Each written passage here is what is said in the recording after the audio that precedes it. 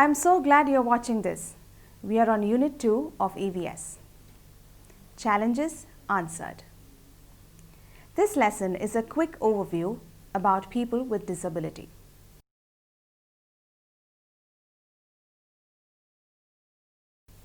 I say quick overview because it doesn't get into too many details of disabilities.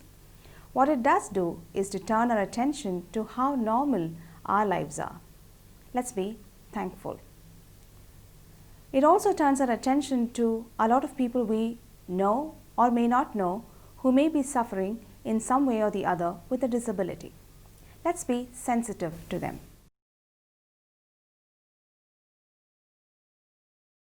Being sensitive to a person with a disability doesn't mean that we take pity on them. What it means is to empathize with the fact that they have some unique challenges and that we are willing to help them in any way we can.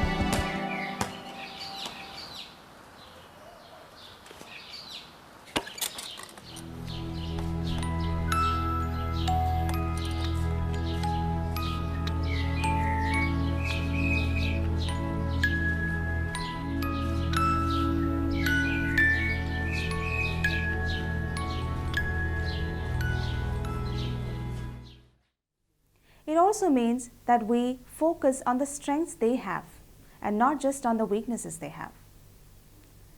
So it helps if we start to use the term differently abled rather than disabled or handicapped. Have you noticed that a blind person actually has a heightened sense of smell and touch? They are differently abled indeed. Some people with a physical disability are greatly gifted in another area.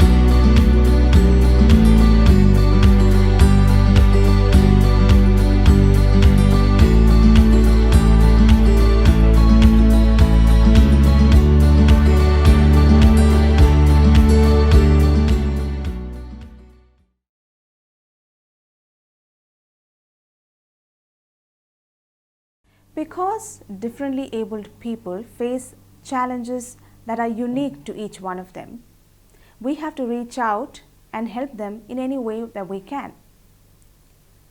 I will give you an example. The next time you get into a lift, notice the buttons. Some of those buttons have Braille script incorporated on them. That is to help a blind person who could use the lift.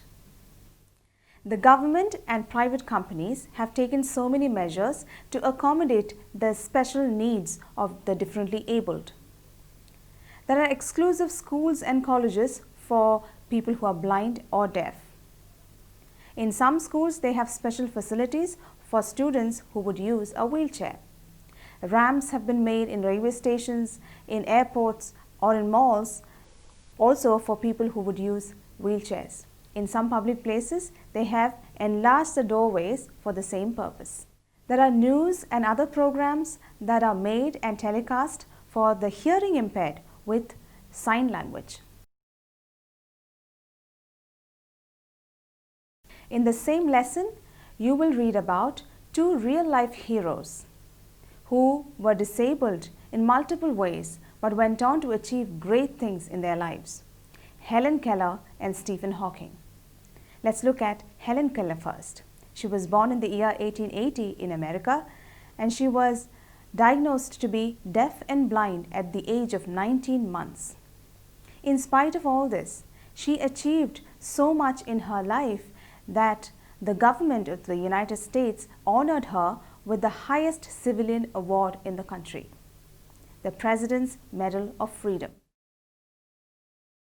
What changed in her life was the entry of a patient and clever teacher called Anne Sullivan when Helen was only 6 years old.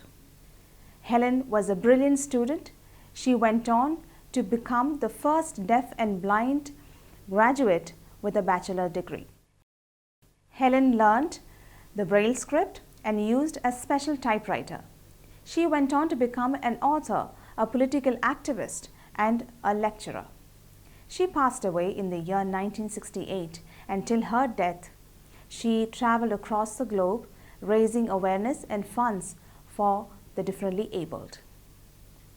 Let's look at Stephen Hawking's life. He passed away just 2 years ago in 2018. He was an English theoretical physicist and cosmologist, a world-renowned scientist. He was diagnosed with a nervous disorder that put him on a wheelchair for life. He was paralyzed. He could not even speak. You know how he communicated? They attached to his cheekbone a device that would generate speech. He has a lot of awards and degrees to his name. A lot of people look up to him. Even though he is no more, he lives on in the hearts of many people as a glowing example of someone who never gave up. Did you know that there is a special Olympics that is held for people who are differently abled? Here is an activity for you. Research on that and make a write-up and share with your family and friends. We've come to the end of this unit. Happy learning. See you later.